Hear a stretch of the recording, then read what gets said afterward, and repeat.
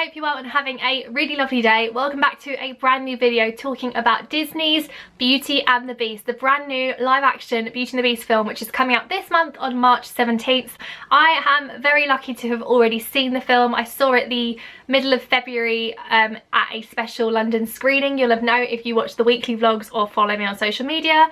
I vlogged the week. You can go and watch it and see my kind of actual reaction to the film. I was actually embargoed from talking about it till the start of March, and then I've wanted to talk about it properly for a while, but I wanted to leave it till it was kind of closer to the film. I am going to talk about film in a way that could be spoilery and will be spoilery at during this video, but I will say at first, before I talk about spoilery things, the film is fantastic. It is insane. You will absolutely love it. They've taken a story that is already wonderful and they've made it so much more. They've expanded it. They've added character development, backstories, history. Please go and see it. Give it a chance if you're worried about it. It's just wonderful and I honestly think you're going to love it. From now on, I'm going to talk about it quite openly, and so there might be spoilers. So if you don't want to watch anything that might give away parts of the film, please stop watching now and revisit this video when you have seen the film. I would love to know what you think, so please pop back once you've seen it and let me know what you think so we can all have a big discussion about it in the comments. So Beauty and the Beast was the most epic cinema experience I think I've ever had. It's my absolute favourite film already. So for me, it wasn't just like going to the cinema to see the new Disney film. It was like going to revisit my childhood, revisit something that's kind of been so special and prominent to me throughout my whole life. I sobbed the whole way through the film, from the moment the film started, from the moment it began, literally to the end. I was constantly crying throughout. During the mob song that Gaston sings when he's trying to get everyone to storm the castle, and that battle scene as well were the only 2 points in the film where I wasn't really crying. The rest of the time I was either just weeping silently or I was like trying not to make loud sobbing sounds because I loved it that much and it meant so much to me. So I'm going to talk about the film, the characters, my thoughts. It might be a bit disjointed because I've not really planned this. I just want to chat at you. I did kind of film something the night I saw the film, but it was just me sobbing, so I wanted to kind of sit down a bit better and chat to you about it. So the story itself is pretty much true to the original. It's almost exactly the same, except for they have added to it. What I loved about it was that they've taken a film that's only about 70 minutes long and they've made it about 2 hours long, so they've obviously had to develop it and add more to it, which does mean they then get to go back into some of the characters, their histories, certain things, why they are the way they are. So I really enjoyed that because you learn so much more about these characters, the story and everything. I loved finding out, for example, why Belle's mother isn't here, how she passed away, why Maurice and Belle live in the village where they live, why the Beast is the way he is, why he's not a very nice person at the start of the film. I really enjoyed finding out the answers to these questions that you don't find out in the animation. They also answered little things that I think people had problems with in the animation, such as why don't the people in the village remember the castle and remember the Beast and the prince? Why don't they remember that place is there just at the edge of their village?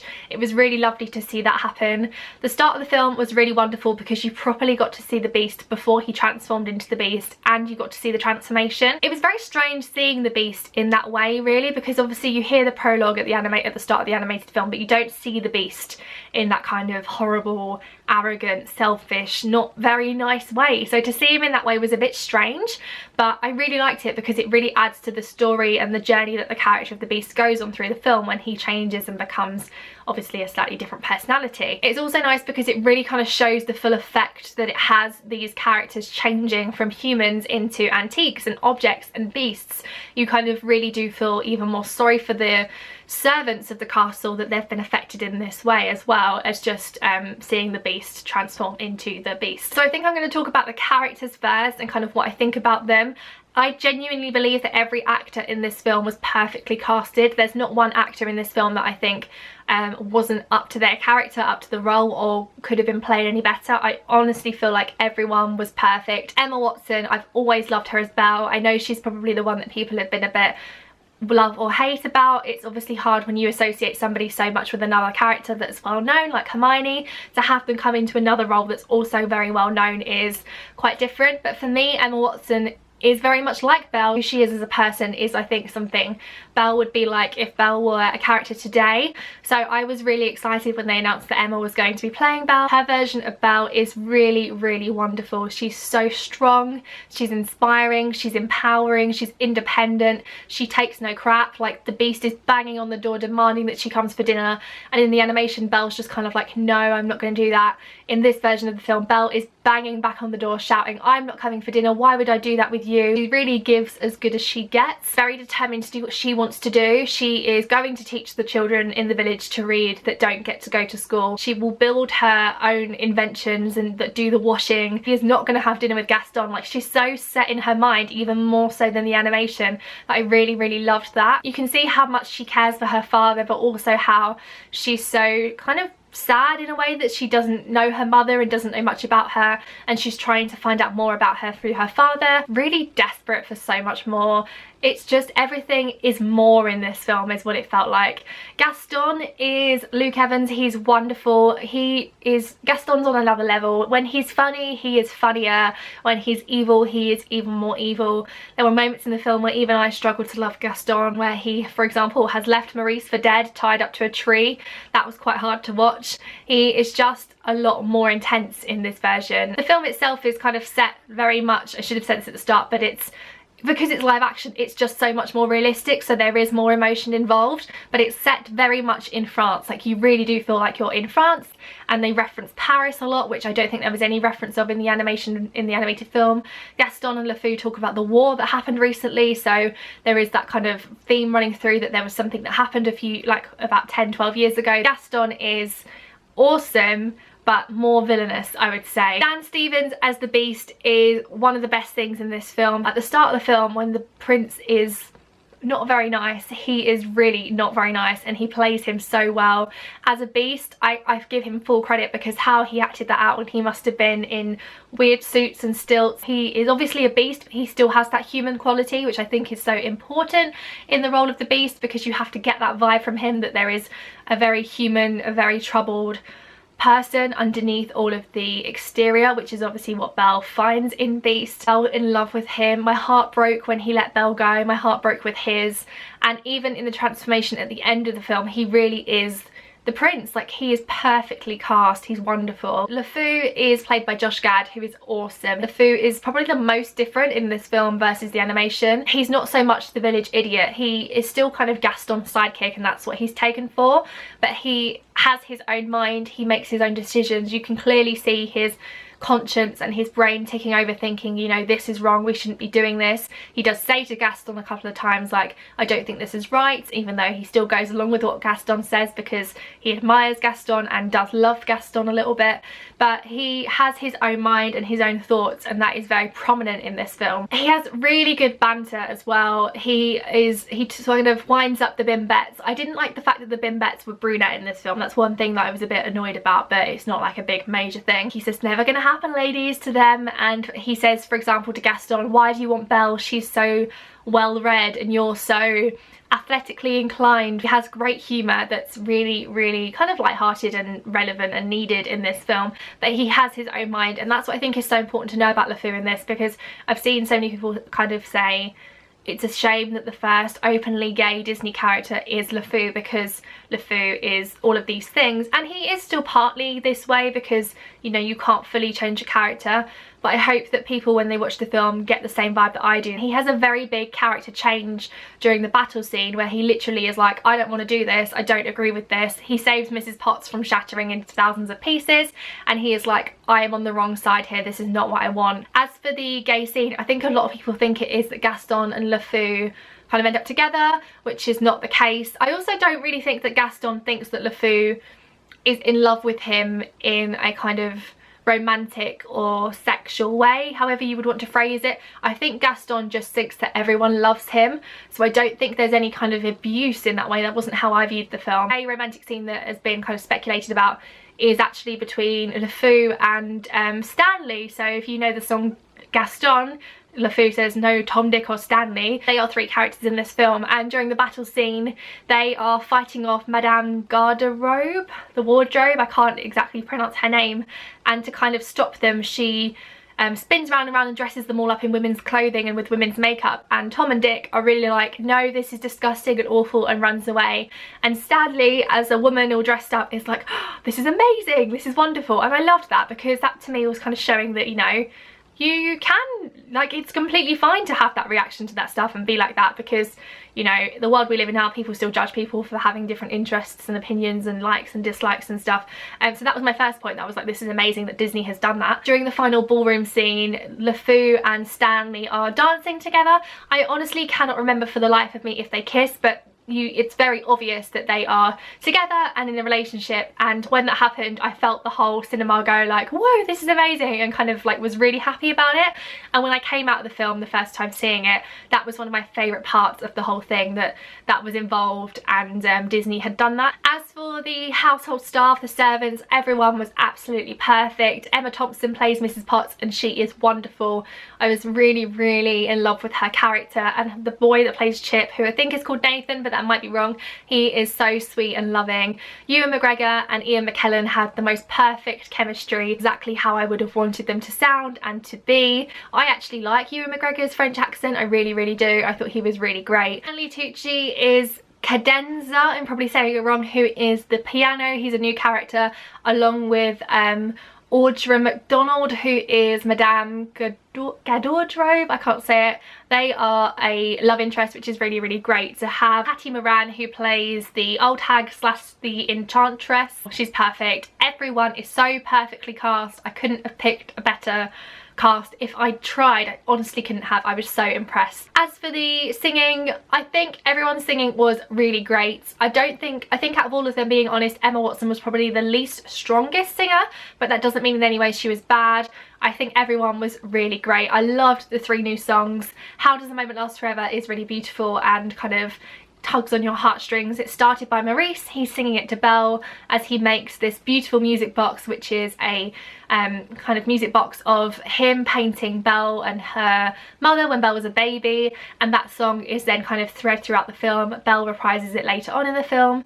There is a lovely song called Days in the Sun, which is kind of the equivalent of Human Again. The servants of the castle sing this about how they wish they could have one more day in the sun together as humans, and Beast sings the most heartbreaking song called Evermore, which is him basically saying, I love Belle so much and that's why I let her go, and he's watching her run away from the castle to go and save Maurice. It is sad but really gorgeous. They all are really great. Gaston is a really great number. There's lots of stomping and dancing. There are a few lyric changes throughout the film, and I don't think I disliked them. I definitely need to see the film again to kind of hear them again, because when you listen to the music, you're so expecting to hear the lyrics you know so well that when they're different, you're kind of like, what did they just say? So I need to see it again to really decide what I thought of the lyric changes. The ones I definitely remember was during Belle.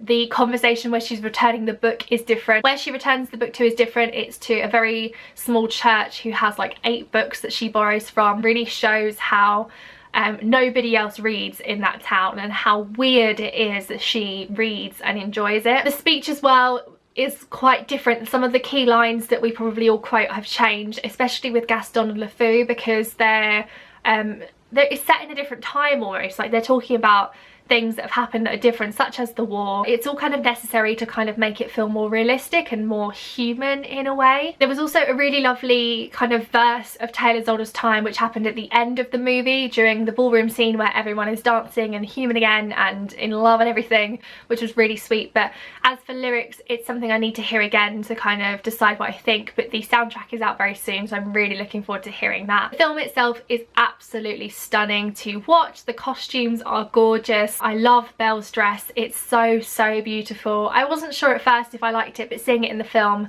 it's gorgeous how it moves and flows. The yellow dress is stunning, and I love her blue dress as well. It's so practical. It's like, because Belle is much more of a kind of active character in a way, her dress is different because she's riding her horse, she's running around. She's actually got trousers on underneath her skirt, and her skirt is kind of hitched up one side so that she can jump on top of her horse really easily. She's got big pockets so she can carry her books around and her bread from the market. All the other costumes are really beautiful and elegant and just stunning. It's just such a stunning film to watch. It's really, really beautiful. I really loved the changes they made and the things they added. East has this kind of map that the Enchantress gave him as kind of like a cruel thing in a way. It's like this map that can take you anywhere you want to go, but Beast can't go anywhere because he's stuck in the castle, so he kind of sees it as a torment in a way.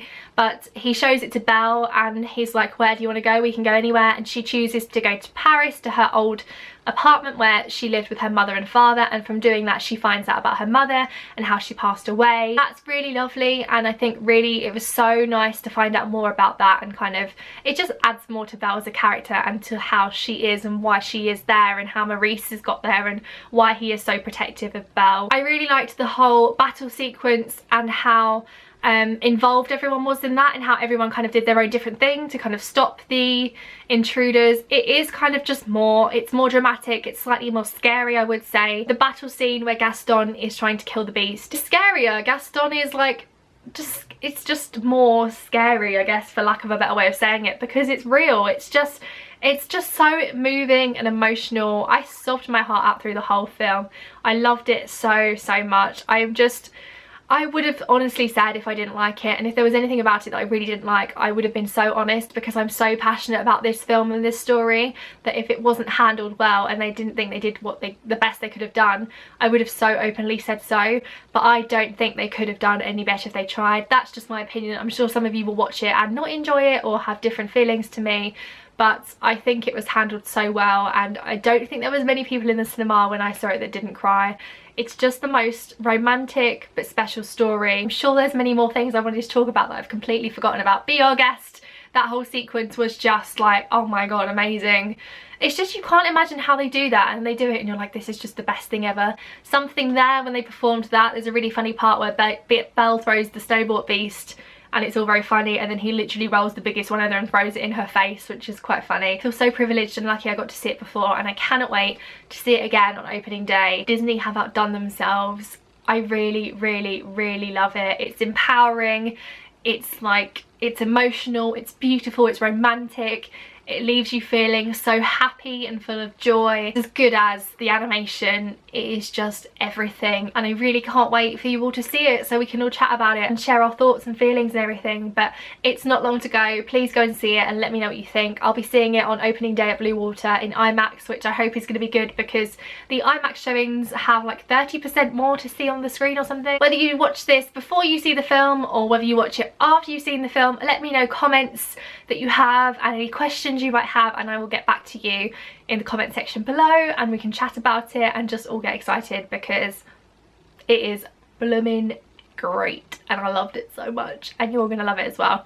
Thank you so much for watching. Please subscribe if you haven't already, and I will see you very soon. I've just edited all of this video. It's like 5 days after I filmed it, and I realised that I didn't talk about two of my favourite scenes, because I'm an idiot and I was so focused on remembering everything and chatting through like characters and everything, and I didn't want to just be like, oh my god, I love the ballroom scene so much, so I didn't actually, that's my dog, talk about it. So I just need to point out that the ballroom scene, Tale as Old as Time, Beauty and the Beast, the dance scene, tissues, you'll need tissues. I was crying already, then that happened and I was just gone. It was absolutely perfect and stunning.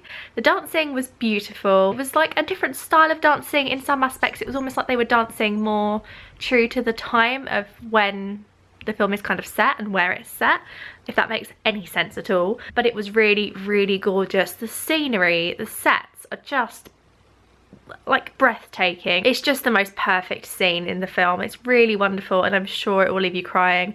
I also just want to mention the scene where Belle is given the library by Beast. It's just like life goals. If somebody gave me a library, I think I would cry. Really beautiful as well, and one of those moments in the film where you really realise that they are falling in love with each other, building that relationship in that way. I loved kind of seeing their relationship grow, because you do notice those key moments where they are sort of realising that they're falling for each other. Beast obviously falls for Belle, or realises he loves Belle much quicker than Belle realises for Beast. But those moments in the film where they build on their relationship and you notice that they are falling in love are so special, including when he gives her the library during Something There, that whole song where they have dinner together and, you know, they kind of copy each other's etiquette. when they travel to Paris to visit the apartment Belle's mother grew up in. There are so many moments where you really realise that they love each other and it's very special. But I just realised I'd made this whole video that's like 15 minutes long and hadn't spoken about the ballroom scene, which is like the part I was probably most excited about. Emma Thompson's version of Beauty and the Beast is really lovely. I was kind of worried about that because Angela Lansbury is obviously iconic, but she really did it justice, even though she's ever so slightly creepy teapot. You do warm to her. I did warm to her as the film went on, but she really did it justice, and that dance was wonderful. I'm actually going to go now, so thanks for watching and all the stuff I said before. Goodbye.